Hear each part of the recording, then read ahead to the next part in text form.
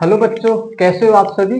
बच्चों चैप्टर 6 का एक इंपॉर्टेंट क्वेश्चन और हम करने जा रहे हैं जो कि बोर्ड पे लिख रखा है। So that the height of the cylinder of maximum volume and that can be inscribed in a sphere of radius r is 2r upon root 3। Also find the volume maximum volume.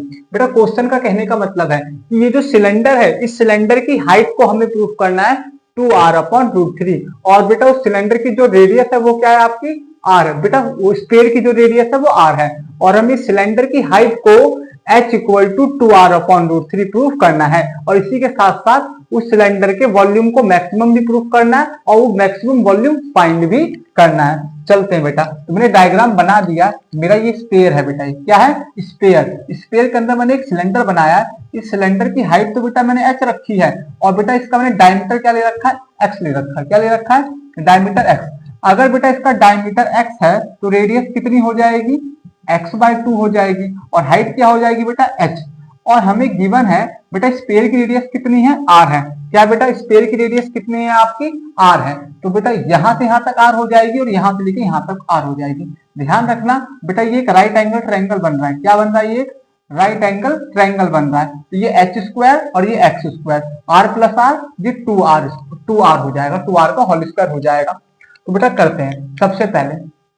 तो जैसा कि मैंने कहा, तो अगर मैं इसमें इस वाले ट्रायंगल में पाइथागोरस थ्योरम का यूज करूं तो h square plus x square equal to 2r square. बेटा 2r का स्क्वायर क्या होगा 4r स्क्वायर हो जाएगा। अगर मैं इस h को बेटा पीछे ले जाऊं तो x square equal to 4r square minus h square हो जाएगा। याद रखना बेटा यहाँ पे जो कैपिटल R है वो इस स्फीयर की रेडियस है। क्या है, स्फीयर की रेडियस है। चलते हैं बेटा, वॉल्यूम ऑफ सिलेंडर। यहाँ पे किसकी बात कर रहे हैं, हमें इस सिलेंडर की वॉल्यूम को मैक्सिमम प्रूफ करना है। तो वॉल्यूम ऑफ सिलेंडर को मैंने v से डिनोट किया है और वॉल्यूम ऑफ सिलेंडर होता है आपका पाई r स्क्वायर h। तो बेटा v इक्वल टू पाई, बेटा r क्या है, इस सिलेंडर की रेडियस क्या है बेटा, तो मैंने रेडियस क्या है बेटा डायमीटर था, रेडियस तो थी नहीं हमारे पास। तो मैं क्या कर दूंगा बेटा डायमीटर का हाफ कर दूंगा तो रेडियस आ जाएगी। तो मैं यहाँ पे रेडियस के प्लेस पे पुट कर दूंगा x/2। डायमीटर x था तो डायमीटर का हाफ कर दो, रेडियस आ जाएगी। और हाइट बेटा आपकी h की h है तो x का स्क्वायर तो x स्क्वायर, 2 का स्क्वायर 4 पाई h। ओके, तो बेटा आप लोगों ने अभी ऊपर इक्वेशन 1 में h की वैल्यू बेटा रहने दो। ये जो x स्क्वायर है ना, इस x स्क्वायर की वैल्यू यहाँ पे पुट अप कर दो। क्या कर दो, पुट कर दो। x स्क्वायर के प्लेस पे 4r square minus h square यहाँ पे आप पुट कर सकते हो। फिर बेटा देखना आप इसको अंदर मल्टीप्लाई कर दो, 4 से 4 कैंसिल, पाई h r स्क्वायर। क्या आ जाएगा बेटा पाई r स्क्वायर h। और जब इसकी मल्टीप्लाई अंदर करोगे तो 1/4 पाई h क्यूब। और ये हो गई आपकी इक्वेशन थर्ड। अब बेटा इसी इक्वेशन को h के रिस्पेक्ट में क्या कर दो, डिफरेंशिएट कर दो। क्या कर दो, h के रिस्पेक्ट में डिफरेंशिएट करना है हमें।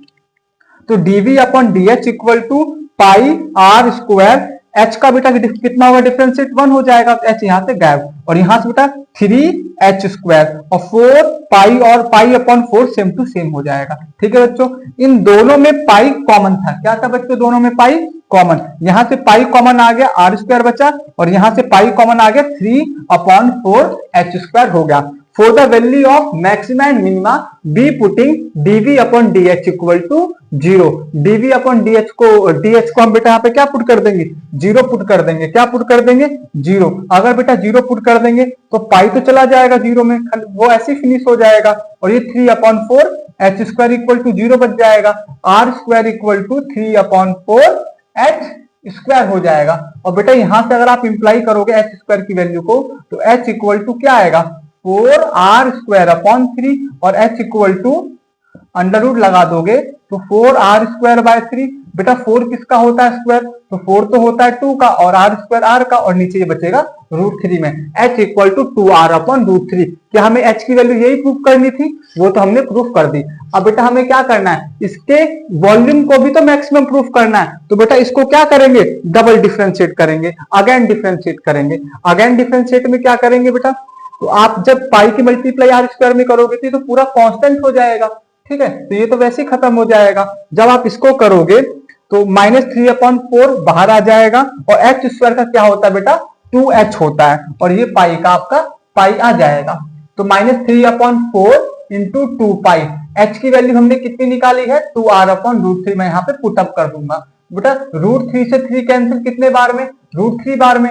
3 को मैं √3 इंटू 3 लिख सकता हूँ और बेटा एक रूट से एक रूट कैंसिल हो जाएगा तो ऊपर एक √3 बच जाएगा। और बेटा 2 से कैंसिल ये 2 बार में, कितने बार में 2 बार में, और इस 2 से वाला 2 कैंसिल, तो माइनस का √3 पाई आर बच गया, जो कि ये कैसा आ रहा है नेगेटिव आ रहा है। अगर ये फंक्शन नेगेटिव आ रहा है इसका मतलब लेस देन 0 है।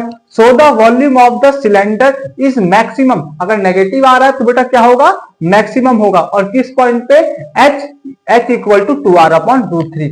अब बेटा ये जो h की वैल्यू है इस h की वैल्यू को आप किसमें पुट कर दो, इक्वेशन सेकंड में पुट कर दो। किसमें पुट कर दो, इक्वेशन सेकंड। तो बेटा ये हो गया आपका पाई r², ठीक है। और वहां पे आ जाएगा h के प्लेस पे क्या आ जाएगा आपका 2r/√3। क्या आ जाएगा 2r/√3 आ जाएगा, ठीक है बच्चों। उसके बाद वो वहां पे r/√3 पुटअप करके आपका आंसर आ जाएगा, ठीक है। यहां देख लेना मैंने h के प्लेस पे पुट कर दिया 2r/√3 और फिर 4r² माइनस h के प्लेस पे क्या पुट कर दिया, यहाँ h का स्क्वायर है तो बेटा h क्या था यहाँ पे आपका h 2r/√3 आया था। 2r का 2 का स्क्वायर 4, r का स्क्वायर r² और √3 का स्क्वायर 3, ठीक है बेटा। इस वाली इक्वेशन में ये जो आपकी सेकंड इक्वेशन है इसमें आप h की वैल्यू पुटअप कर दो तो आपका आंसर आ जाएगा 4 पाई r³ अपॉन 3√3। हमें यही प्रूफ करना था। थैंक यू बच्चों।